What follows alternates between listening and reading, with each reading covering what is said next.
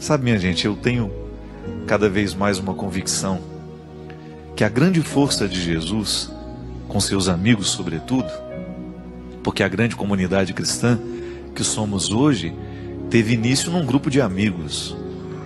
Alguém soube ser amigo, alguém soube emprestar o coração, alguém soube emprestar o ouvido, o braço, o colo, alguém soube emprestar o olhar, porque bons amigos são aqueles que se emprestam no momento da necessidade. É tão bonito a gente compreender que a amizade consiste em nós sermos para o outro aquilo que ele não tem naquele momento. Então, às vezes, o outro não tem a capacidade de compreender o que está acontecendo. Eu vou, fico do lado, quem sabe ajudo a lançar luzes sobre uma realidade que ele não sabia viver sozinho, e na nossa companhia as coisas se desenrolam melhor. A grande comunidade cristã que nós somos nasceu na capacidade humana que Jesus tinha de aglutinar as pessoas, de estabelecer vínculo. Tenho essa convicção que antes de Jesus se mostrar Deus, antes de Jesus mostrar o seu lado divino, o que ele verdadeiramente revelou e foi causa de cativar os outros era a sua verdadeira humanidade. Um ser humano que deu certo, um ser humano que foi equilibrado, um ser humano que buscou ser o melhor possível.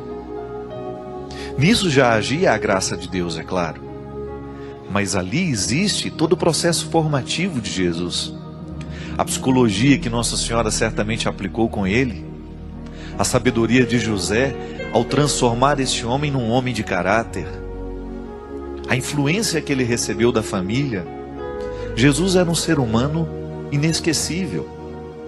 Antes de se mostrar Deus, antes de ser aquele homem que fazia milagres, que era capaz de realizar coisas estrondosas, maravilhosas, Jesus sabia ser gente. É o que fazia com que as pessoas andassem atrás dele. A palavra de Jesus era uma palavra que estabelecia vínculo. Era uma palavra que aproximava, não era uma palavra que afastava. Se você vai na Sagrada Escritura e se você começa a pesquisar essa humanidade de Jesus, se você começa a ler as passagens que revela Jesus com seus amigos, Jesus nas festas, Jesus convivendo, você vai encontrar um ser humano inesquecível. E o bonito de tudo isso, minha gente, é que nós, como grande comunidade cristã, nós somos convidados a ser Jesus de novo. Toda a dimensão divina está a nosso favor, porque nós somos filhos da graça. A graça de Deus não deixa de agir em nós. Mas aí entra a responsabilidade humana no acolhimento dessa graça, quando nós olhamos para o humano que está em Jesus. Queremos ser como Ele. Não somos anjos, somos humanos, eu, você, marcados por limites, por incompreensões, por dificuldades. Erramos, acertamos, mas não perdemos de vista o referencial que nós queremos nos tornar.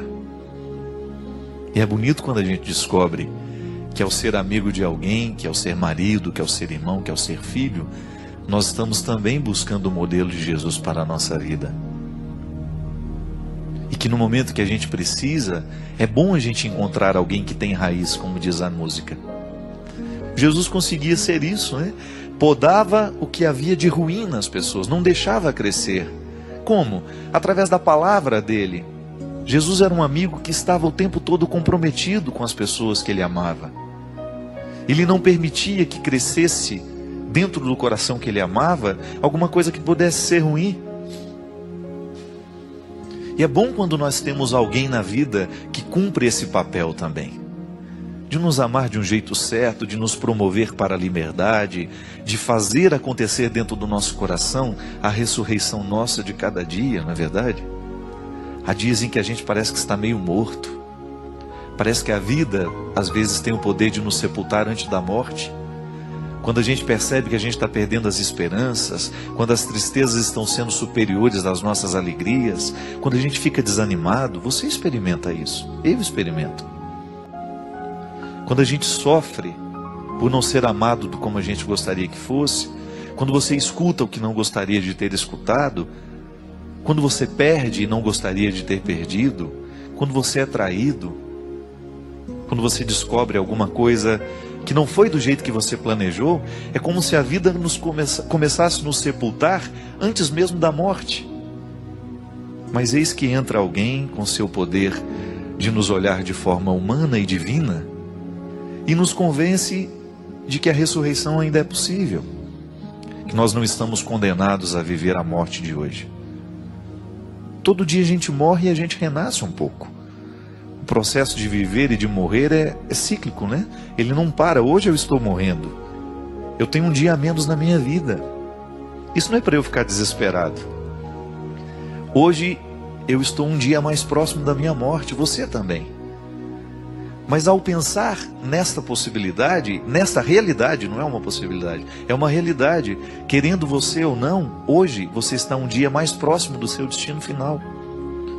Isso não é para nos encher de desespero, mas é para, quem sabe, a gente pensar na qualidade que nós queremos dar aos dias que nos restam. Não é assim? É o que Jesus fazia. A mudança que acontecia na vida das pessoas é porque Jesus abriu os olhos delas para esta realidade, mas sem desespero. O diabo gosta de nos colocar no desespero, Deus gosta de nos colocar na esperança. Há duas formas de interpretar este tempo que nos resta. Ou eu vou viver amargurado com aquilo que eu não vivi, com aquilo que eu não fiz, ou eu vou olhar para o tempo que me resta com o desejo de refazer o que precisa ser refeito, administrar o que precisa ser administrado e correr atrás do tempo perdido. Eu tive a graça de receber na minha casa essa semana o Guilherme, um amigo que a vida me deu a oportunidade de fazer. Ele já me conhecia e eu não. E eu tive a graça de ter o Guilherme. E eu achei interessante o quanto que na vida do Guilherme, Deus me utilizou como sendo um sinal. Um rapaz jovem, cheio de vida, diferente, não é comum, não é? Não é aquele rapaz que eu costumo ver na fila da minha igreja, não. Diferente. Mas nele uma experiência de Deus humana. Muito bonito de identificar isso nele.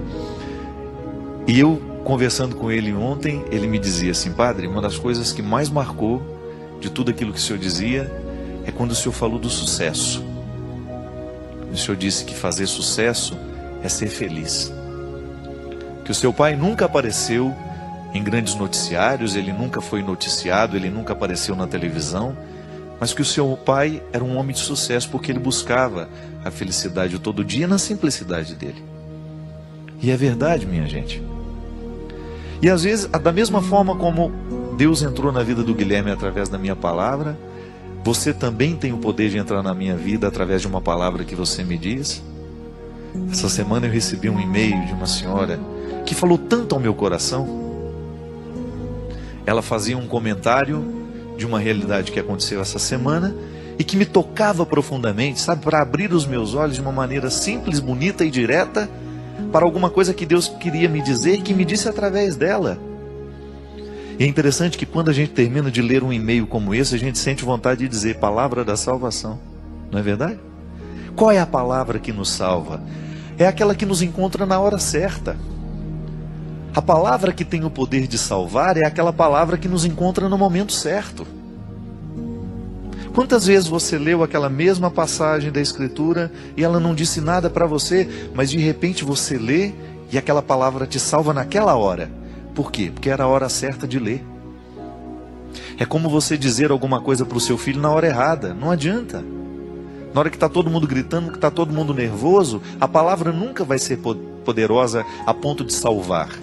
Mas na hora da calma, na hora em que a confusão terminou, a gente tem o poder de salvar o outro com a nossa palavra. Eu perdoo você. Quantas vezes essa palavra, ela é salvação na vida do outro? Eu entendo o que você está sentindo, isso salva. Quantas vezes no momento do nosso desespero, minha gente, a gente só quer isso. Alguém que olhe para a gente e fala: eu entendo o que você está sentindo. E mesmo que eu não consiga dizer absolutamente nada sobre o que você sente, hoje eu empresto a minha presença. Eu serei com você. Isso é palavra da salvação. É Deus sendo humano em nós através do outro. É o processo que nos ensina e que faz atualizar na Galileia dos nossos dias o mesmo que aconteceu naquele tempo, quando Jesus tinha a coragem de olhar para os miseráveis do seu tempo, para aqueles que necessitavam, e dizer para eles essa palavra de salvação, que a igreja continua pronunciando, dizendo em cima de todos os telhados, para que ninguém deixe de ouvir, porque nós acreditamos no que anunciamos, e nós queremos que aquilo que nós anunciamos seja a palavra de salvação na hora certa, no momento certo, na vida de tantas pessoas.